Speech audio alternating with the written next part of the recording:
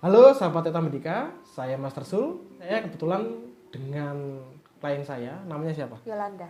Yolanda. Yolanda ini luar biasa teman-teman. Jadi Yolanda dulu keluhannya apa? Banyak. Banyak apa saja? Pertama kalau emosinya tuh nggak stabil. Hmm. Terus overthinking, kepikiran terus. Ah, Habis itu apa ya? Macam-macam. Penakut.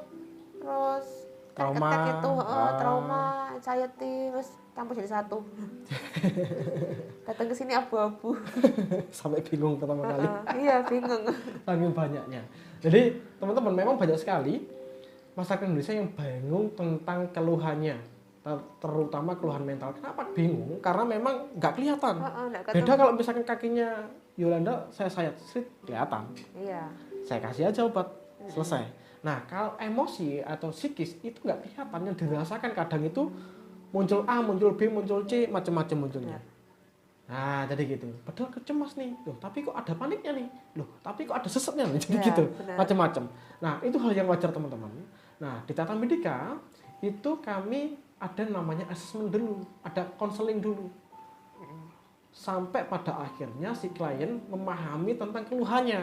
Ya bener ya. Benar. Jadi merujuk kemana sih keluhannya nih? Saking banyaknya, saking bingungnya mendefinisikan. Iya. Nah, memang sesi satu biasanya cukup lama ya. Kita kan lama itu. Cerita-cerita, terus Iya. bercanda-bercanda lama ya. Awalnya murung, ketawa-ketawa gitu kan. Nah, itulah. Baru kemudian nanti ketika waktunya tersisa, kita ada yang namanya hipnoterapi. Jadi gitu. Kalau nggak ada waktu tersisa, ya biasanya ya sesi berikutnya hipnoterapi. Nah, apa yang dirasakan di progres sesi pertama saat proses hipnoterapi? Pertama itu kan yang masa lalu gitu ya. Meledak Jadi, juga kan? ada misalkan amarah gitu. Ah, Terus begitu selesai gitu lebih pertama tuh relax. iya. Begitu keluar tuh relax, terus aktivitas di rumah kan kayak biasa. Dan lihat di rumah tuh kayak hal biasa. Dulu pakai baju biru, celana batik itu udah takut, matikan. Aku pakai baju ini, waktu aku dimarahi apa enggak ya, kayak Iya. udah deg-degan. Tapi sekarang baju dipakai, oh ya udah, baju biru ya udah, aktivitas nyapu lagi. Sudah nggak takut lagi. Enggak, udah biasa. Enak kainnya. Nah, setelah progres kan bisa dirasakan langsung ya. Jadi setelah terapi pulang tetap ada efeknya kan. ada. Nah, jadi gitu teman-teman. Nah, proses di hipnoterapi di Tata Medika ini tidak serta-merta hanya dikasih sugesti. No, tidak. Konseling saja di assessment di awal kita membutuhkan waktu yang cukup panjang. 1-2 jam lah. Konseling membangun kedekatan keakraban. Sehingga nggak heran ketika semua klien di Tata Medika itu akrab banget sama saya. Iya, betul. Akrab kayak saudara banget, jadi gitu. Bisa ketawa-ketawa, awalnya sedih ketawa-ketawa gitu ya. Terus kemudian saat terapi pun tidak hanya sugesti teman-teman, tapi kita melakukan namanya penelusuran alam bawah sadar, mencari akar masalahnya. Misalkan sekarang cemas atau panik, kita tarik ke masa lalu, memasuki dimensi masa lalu, melalui apa? Melalui memori di pikiran bawah sadar. Jadi kalau sekarang bisa sedih, berarti kan ada pertama kali mengalami sedih. Bisa jadi loh, biasanya sedih-sedih itu terjadi saat masa kecil. Mungkin lupa, tapi saat ditelusuri menggunakan memori pikiran bawah sadar itu akan muncul peristiwa itu. Nah, ketika sudah ketemu dia apa? Kita rekonstruksi ulang kejadian masa lalu, didamaikan perasaannya, dikasih pemahaman. Nah, gitu. Baru dicabut masalahnya kan, tercabut kan berarti masalahnya. Nah, kalau sudah tercabut, efek-efek yang dirasakan sekarang ini Yolanda itu otomatis hilang Yolanda. Jadi gitu, otomatis itu hilang, nggak akan kembali lagi. Nanti di akhir-akhir seperti tadi, sesi akhir terakhir, sesi terapi tadi, sesi ketiga ya, itu lebih mengarah pada penguatan mental, apa namanya, memanajemen stresnya. Jadi gitu. Jadi hari itu kan memproduksi sampah emosi. Kita bisa memanajemen dengan baik sehingga tidak ada ledakan-ledakan lagi. Jadi gitu. Jadi setiap fase itu ada prosesnya. Fase yang pertama yaitu ya tadi ya assessment, kita konseling sampai nyaman. Yang kita cari akar masalahnya, kita rekonstruksi ulang, kita cabut masalahnya.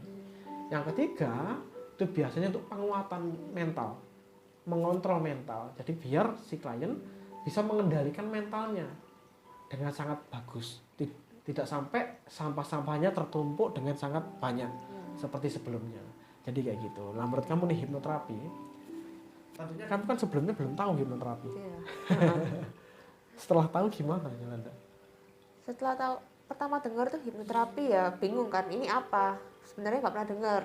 Terus datang ke sini ternyata kayak gini. Tadi udah dibuat rileks, dibuat nyaman, terus bangun-bangun kayak udah nggak ada masalah gitu. Iya, ada juga yang mau ke sini aja takut loh. Karena mindset dari masyarakat yang belum paham, Iya. itu dipikir hipnoterapi itu kayak mistis. Betul. Terus ada pakai hal-hal aneh-aneh Iya. gitu, apalagi sampai nggak sadar. Betul. Nah, yang Yolanda rasakan sadar kan, masih mendengarkan kan? Mendengarkan Relax, jadi kan kita udah relax, kita relax gitu, tapi kita denger cuma Relax, relax banget, sangat nyaman. Dan Sangat nggak ada nyaman. doa-doa kayak gitu-gitu, nggak ada. Nggak pakai, Semua nggak ada. ilmiah. Jadi ini bagian dari psikoterapi yang untuk membantu teman-teman terbebas dari masalah emosinya, masalah mentalnya. Jadi gitu. Nah, dengan hasil yang Yolanda rasakan. Jadi kan gini, mental health ini bukan kita sakit jiwa, Iya. bukan kita orang gila Bukan. gitu ya. Tapi setiap orang itu kan punya masalah sendiri-sendiri. Iya. Nah kalau masalah itu kan awalnya kecilnya segini, Nah, terus tambah bertahun-tahun tambah gede, lama-lama segini. betul. Nah itu kan kalau misalnya ini nggak diatasi, nggak diambil kan Meledak. lama-lama meledak atau Iya. nanti tumbuh lagi jadi segini nanti jadi segini gitu kan. Nah kalau sekarang ada kemajuan teknologi, kita boleh cari tahu sedikit di internet hipnoterapi itu apa, Nah, ya. terus itu juga langsung ke profesional, jangan Yang abal-abal. jangan diabal-abal. Kan bisa aja di internet kan Banyak. kita ditulis misalnya kita keluhannya apa, keluarnya depresi, skizo, terus trauma apa ini itu kan kita jadi diagnosa sendiri kan nggak benar pasti itu. Iya. Jadi mending ke tenaga profesional ditanganin. Yang tentunya punya pengalaman. Yang punya pengalaman Iya. juga harus itu. Dan ini juga Indonesia, masyarakat menganggap kalau nggak ke psikiater, kalau ke psikiater atau psikolog atau hipnoterapis itu orang gila atau Iya, orang ODGJ. Bener nggak sih? Benar. Padahal nggak kayak gitu. Iya nggak kayak gitu sebenarnya. Kita Teman-teman normal aja. Mau tes minat bakat aja ke psikolog. Ya kan? Iya. Iya, jadi praktisi kesehatan mental itu untuk semua mental, teman-teman. Bukan berarti Anda, maaf, tanda kutip ODGJ yang cukup parah yang Anda lihat di jalan-jalan. Nggak kayak gitu ya. Bukan. Anda cemas, depresi, gelisah, Anda ya ke praktisi kesehatan mental. Bukan berarti semua jenis kesehatan mental bisa ditangani hipnoterapi. Enggak. Kadang juga saya sarankan ke psikolog. Saya sarankan ke psikiater. Dan sebaliknya terkadang hipnoterapis itu disarankan oleh psikiater dan juga psikolog. Jadi seperti itu. Nah, itu memang saling melengkapi. Jadi seperti itu. Semoga masyarakat Indonesia semakin teredukasi tentang pentingnya mental illness sehingga teman-teman bisa menjaga dengan baik. Kalau misalkan ada yang merasakan kecemasan, kesedihan mendalam, dendam, dan macam-macam hingga perilaku negatif, teman-teman nggak usah sungkan, silakan klik www.tetamedica.co.id, nanti konsultasi di sana dengan admin. Tata Medica beroperasi di lebih dari 25 kota di Indonesia, sehingga teman-teman bisa menentukan jadwal sesuai alamat terdekatnya. Jadi gitu. Oke, terima kasih. Saya Master Sul dan Yolanda. see you at the top. Bye.